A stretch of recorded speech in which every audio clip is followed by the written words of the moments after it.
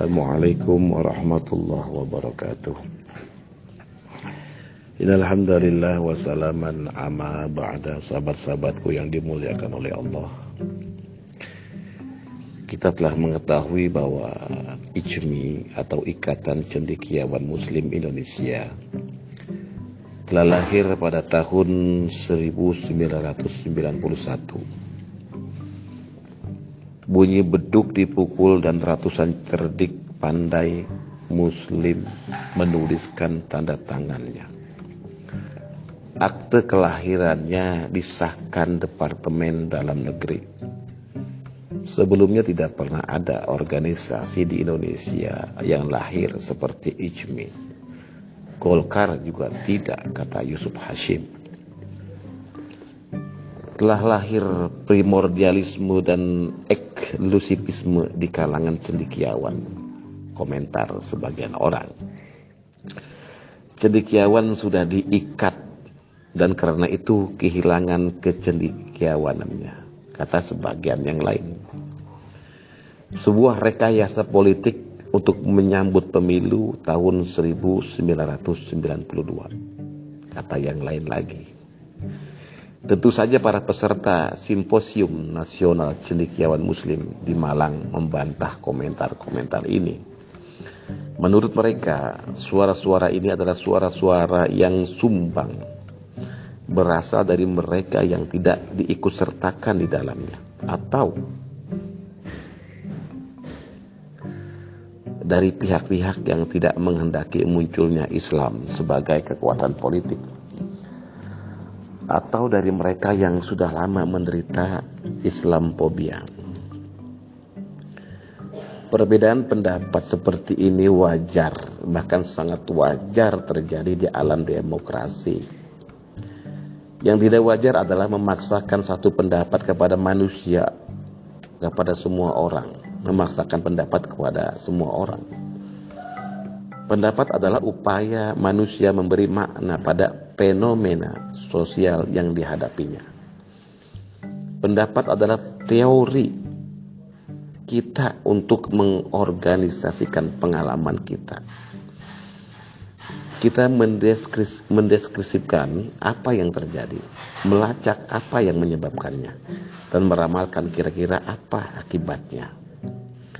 Marilah kita kumpulkan teori-teori itu. Yang pertama adalah hipotesis boom. Ini hipotesis yang sering diulang-ulang oleh Dr. Nurholis Majid untuk menjelaskan apa saja yang berhubungan dengan fenomena Islam di Indonesia. Sejak munculnya musholah di kantor-kantor hingga kelahiran ICMI pada awal tahun 1960-an, anak-anak kaum santri masuk universitas. 7 tahun kemudian menjadi boom sarjana terdidik dari latar belakang budaya santri. Setelah lulus mereka menjadi birokrat. Dalam membina karir untuk beberapa tahun mereka tidak menampakkan keislamannya. Setelah mereka memegang posisi penting, mereka mulai melakukan islamisasi kantor, departemen atau kampus. Para manajer dan pimpinan kantor menyelenggarakan pengajian dan sholat di tempat kerja. Para dosen menghidupkan aktivitas keislaman di kampus-kampus. Sementara itu banyak mantan aktivis HMI, Himpunan Mahasiswa Indonesia. Hipotesis ini memang HMI sentris, menduduki jabatan yang penting dalam pemerintahan. Sebutlah Abdul Ghafur, Arifin Siregar, Hasrul Harahap, Azwar Anas, Akbar Tanjung, dan lain sebagainya. Sekarang boom kelas terdidik yang muslim ini sudah begitu besar. Mereka memerlukan wadah untuk menyalurkan aspirasi. Mereka ingin berperan lebih besar dalam memberikan kontribusi dalam pembangunan. Peran ini hanya dapat efektif dijalankan bila mereka bergabung dengan para birokrat pengambil keputusan.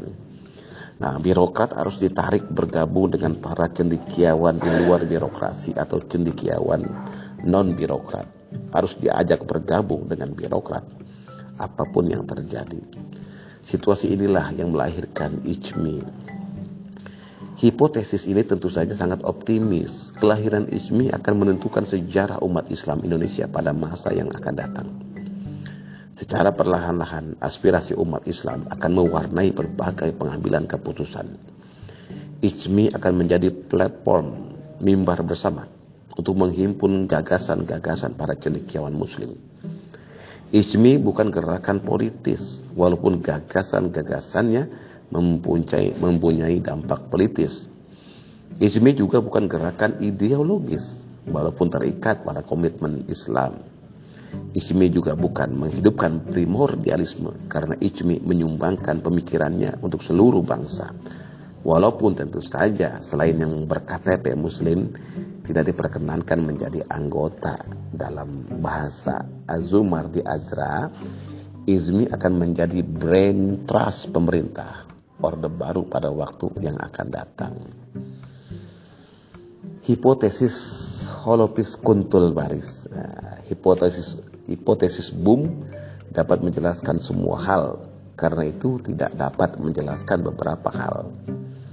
Generalisasi yang terlalu luas dapat diterapkan pada apa saja, sehingga siapa saja dapat menggunakan teori ini untuk menerangkan hal-hal yang bertentangan. Hipotesis seperti ini hanya dapat dipakai untuk menjustifikasi dan bukan untuk diverifikasi. Para cendekiawan masuk IJMI untuk menegaskan aspirasi kelompok santri. Mereka juga akan menghindari masuk IJMI karena tidak semua pemeran di dalamnya berasal dari kelompok santri. Tentu saja teori ini tidak akan dapat menjawab mengapa IJMI baru dibentuk pada tahun 1990 dan tidak beberapa tahun sebelumnya. Nah, hipotesis Ridwan Saidi lebih spesifik. Ya, hipotesis Holopis Kuntul Baris, begitu dia menyebutnya. Dapat menjelaskan mengapa IJMI baru lahir sekarang. Hipotesis ini didasarkan pada keinginan sarjana Muslim untuk mencari jalur bagi mobilitas vertikal mereka. Pada awal tahun 1960-an terdapat kira-kira 3.000-an sarjana Muslim. Mereka dapat masuk partai politik atau parpol Islam waktu itu. Pertama, karena parpol tidak mungkin merekrut cendekiawan Muslim pada kedudukan puncak dengan mengabaikan reaksi keras dari kader-kader partai.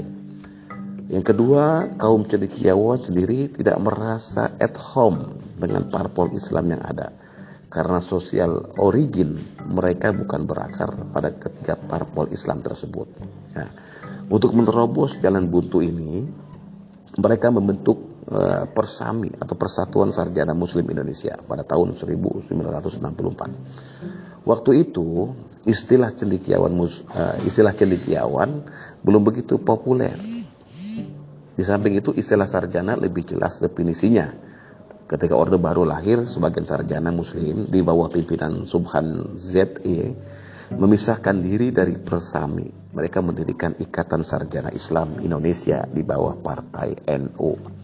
Entah bagaimana, kedua himpunan sarjana Muslim ini hampir tidak menunjukkan aktivitasnya. Banyak sarjana Muslim malah tidak mengenalnya. Ketika Parmusi muncul, banyak sarjana Muslim menaruh harapan di sana. Sebagian di antara mereka bergabung dengan sekretariat bersama atau sekber Golkar. Gitu. Melalui Golkar dan Parmusi, para cendekiawan Islam menyalurkan mobilitas vertikalnya. Pada tahun 1970-an terjadi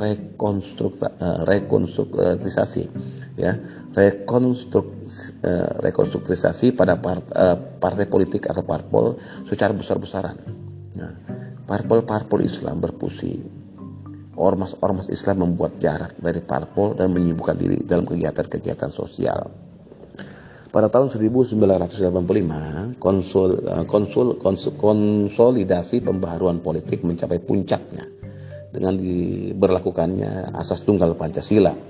Secara resmi tidak ada lagi partai-partai Islam.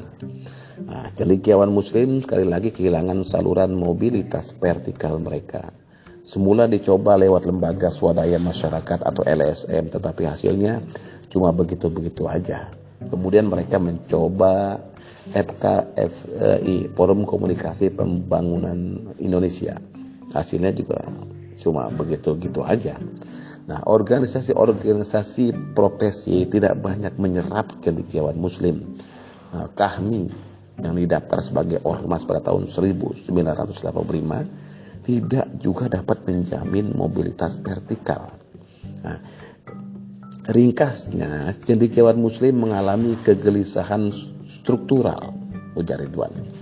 Diilhami oleh rencana para mahasiswa Universitas Brawijaya, Malang, untuk mempertemukan para cendekiawan Muslim.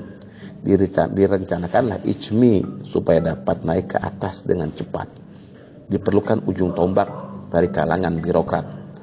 Kalau organisasi olahraga banyak yang dipimpin menteri, mengapa ICMI tidak? Tampaknya hipotesis Ridwan tidak begitu optimis. Dia menilai restrukturisasi politik sekarang ini belum dapat menampung perubahan sosial.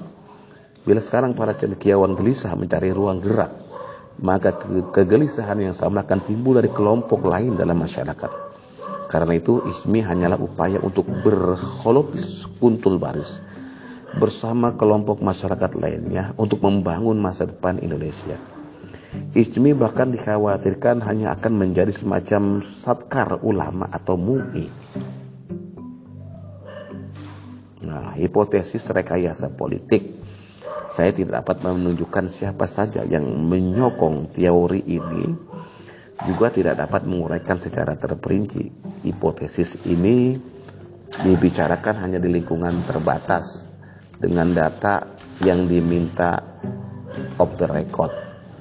Konon di lingkaran elit penguasa, angin sedap bertiup ke arah yang menguntungkan kelompok Islam sebagai elit politik. Mereka memerlukan backup dari kelompok Islam. Pada gilirannya orang-orang Islam memerlukan dukungan elit politik. ICMI adalah tempat mempertemukan kepentingan keduanya. Ada yang menghubungkannya dengan pemilu yang akan datang. Bukankah telah lama kita dengar kontestan pemilu berupaya untuk merebut masyarakat kampus? Golkar ingin merebut cendekiawan, PDI memasang iklan untuk menarik sivitas akademika, P3 juga mencoba menarik mereka dengan merebut cendekiawan Islam. Dua kekuatan dapat dihimpun, yakni kampus dan Islam.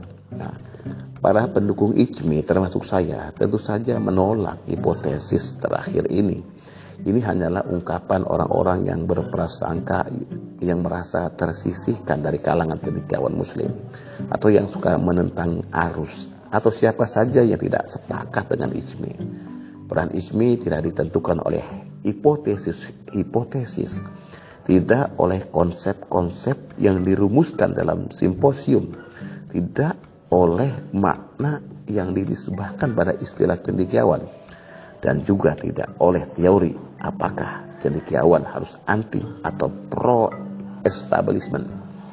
Nah, peran ICMI ditentukan oleh integritas, kemampuan dan prestasi mereka yang berperan di dalamnya. Demikianlah, semoga bermanfaat. Wassalamualaikum warahmatullahi wabarakatuh.